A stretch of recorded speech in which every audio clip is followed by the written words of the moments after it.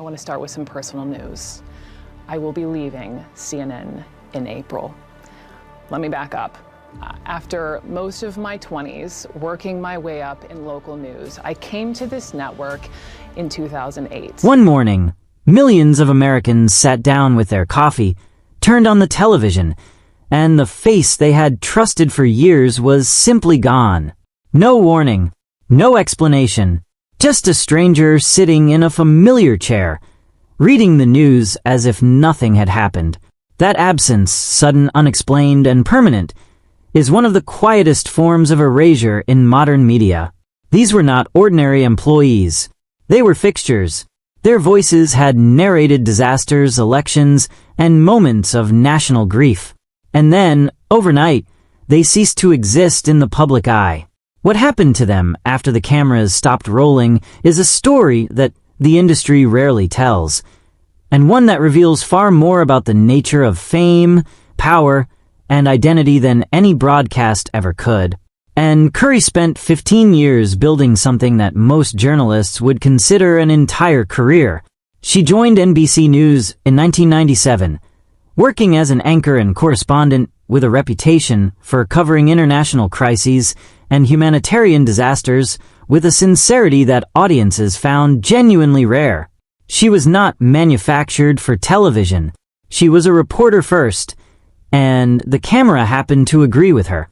By 2011, that combination of credibility and warmth had earned her what many considered the most prestigious seat in American morning television, co-host of The Today Show. She lasted exactly 1 year. In June of 2012, NBC removed her from the role in a manner that was handled so poorly that the exit itself became the story. According to reporting from journalists who spoke to sources inside the network, the decision had less to do with Curry's performance and far more to do with the preferences of her co-host, Matt Lauer, whose influence within NBC at that time was considerable enough to reshape staffing decisions at the highest level. She was told she was leaving. Her on-air farewell was visibly emotional, the kind of moment that audiences found difficult to watch precisely because they could see someone absorbing a wound in real time. NBC retained her as a correspondent, framing it publicly as a continuation of her career. In practice, the assignments and platform that came with that title never matched what she had before. She remained in that diminished role until 2015, when she left the network entirely. She went on to host 2 seasons of We'll Meet Again on PBS, a documentary series reuniting people separated by historical events, and 1 season of Chasing the Cure on TNT, meaningful projects by any measure, but projects with audiences a fraction of the size she had commanded for 15 years. As of 2026, she has not returned to morning television. She continues to work independently, and she has said publicly that the door, in her mind, remains open. The industry has not knocked. What makes Curry's story distinctive among these departures is the nature of the injustice at its center. She did not make a mistake. She did not behave badly. She was the casualty of someone else's power, removed not because of anything she did, but because of where she stood in a hierarchy that ultimately prioritized the preferences of someone above her. That is a different kind of professional loss. It does not come with the relief of accountability or the possibility of personal reckoning. It simply arrives, and you are expected to absorb it gracefully. Brian Williams had, by most objective measures, the most prominent anchor chair in American television news. When he took over NBC Nightly News from Tom Brokaw in 2004, the transition was watched carefully by an industry that understood how rarely such handovers go smoothly. Williams not only survived the transition, he turned the broadcast into the most watched evening news program in the country and held that position consistently for years. His combination of authority and dry, self-aware humor made him uniquely accessible for a news anchor, and the audience responded in numbers that reflected genuine trust. Then, in February of 2015, A story surfaced that dismantled all of it in a matter of days. Williams had told a story repeatedly over the years about covering the 2003 invasion of Iraq, specifically about being aboard a helicopter that came under fire and was forced to make an emergency landing. Veterans who had been present disputed that account directly and publicly. Williams, they said, had not been on the helicopter that was hit. He had arrived at the scene afterward, aboard a different aircraft. The distinction mattered enormously, not because the corrected version was cowardly, but because Williams had built an entire identity around the exaggerated one. He retracted the account. NBC suspended him without pay for 6 months, and an internal review subsequently raised additional questions about claims he had made during his coverage of Hurricane Katrina. The review found a pattern of embellishment in how Williams had described his own experiences in the field. He did not return to NBC nightly news. The network moved him to MSNBC to complete his contract, which ran through 2021. The late-night program he hosted there never found a foothold. When his contract ended, he left. What followed was quieter than the fall itself.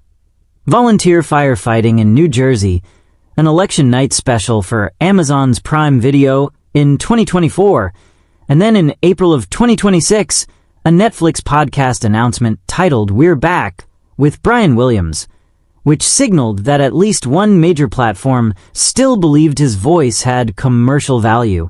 The story of his fall is particularly instructive because it was self-inflicted in the most specific possible way. He did not harm anyone. He told a story about himself that turned out to be false. In journalism, where the entire product is credibility, that distinction collapsed almost immediately. Matt Lauer hosted The Today Show for 20 years. From 1997 to 2017, he was one of the most recognized faces in American morning television, a presence so consistent and so familiar that his eventual disappearance registered almost as a disruption of domestic routine. Then, in November of 2017, NBC fired him within 24 hours of receiving a formal complaint from a colleague alleging inappropriate conduct. The speed of the dismissal reflected how seriously the network took the allegation and how different the climate had become, even from just a few years prior. More women came forward in the days that followed. The accounts that emerged described behavior that went considerably beyond what Lauer characterized as consensual relationships. His co-anchors were left to address the story live, on the very show he had anchored for 2 decades, in a broadcast that was visibly uncomfortable for everyone involved. In the years since, Lauer has largely ceased to exist as a public figure. He was not photographed publicly until October of 2019, nearly 2 years after his firing. Reports described him living quietly in the Hamptons, withdrawn from the social and professional world he had occupied for decades. By 2023, accounts suggested some personal stabilization, rebuilt relationships with his children, time spent at a property he owns in New Zealand. Professionally, however, nothing has recovered. He has not returned to television. He has not launched any public media project. The platform he held for 20 years is simply absent, and unlike most others on this list, there has been no indication of any path back. Charlie Rose built one of the most respected interview programs in the history of American television across more than 2 decades on PBS.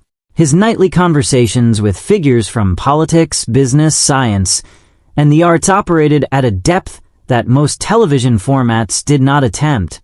He also co-anchored CBS This Morning, which gave him a mainstream morning audience alongside his late-night public broadcasting presence.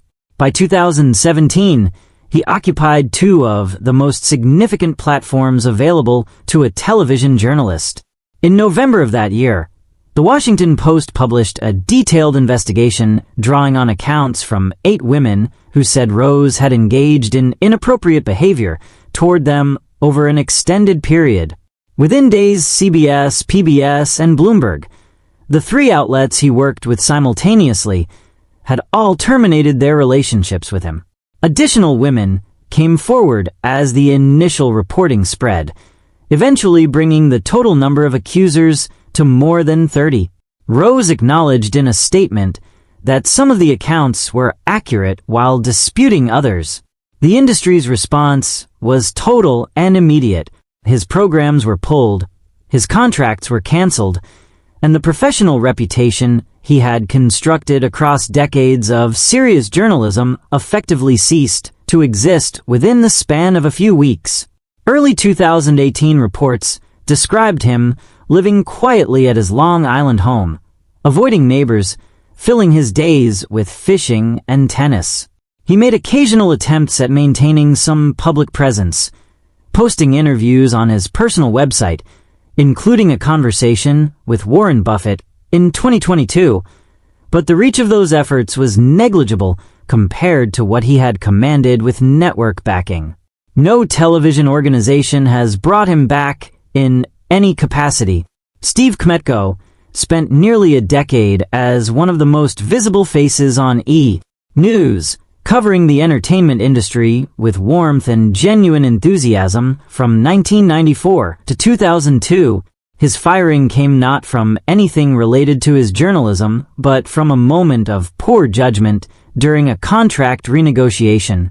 While in a period of tension with the network over his deal, he posted something on his personal website, encouraging fans to write letters of support to E! executives. When the network asked him directly whether he had used a company computer to make that post, he said no, he had. When the network confirmed this, they used the lie as the basis for his termination. What followed was a slow unraveling that took nearly a decade and a half to arrest. He found that his identity was too closely associated with E! for competitors to consider him. A paradox in which the success he had achieved at one place became the obstacle to working anywhere else. He eventually left Los Angeles, moved to Chicago to care for his aging parents, and took a job at an Apple store. He has described turning to alcohol to manage the disorientation of that period, the gap between who he had been professionally and who he was on a daily basis in a city where nobody recognized him. He got sober around 2016 and has since built a podcast called Still Here Hollywood, where he continues to interview people connected to the entertainment world. The show is honest about his history and candid about the years he lost. It is, by most measures, a genuine act of rebuilding. But the audience he reaches now is a fraction of what he had. Terry Moran had spent decades as a senior national correspondent for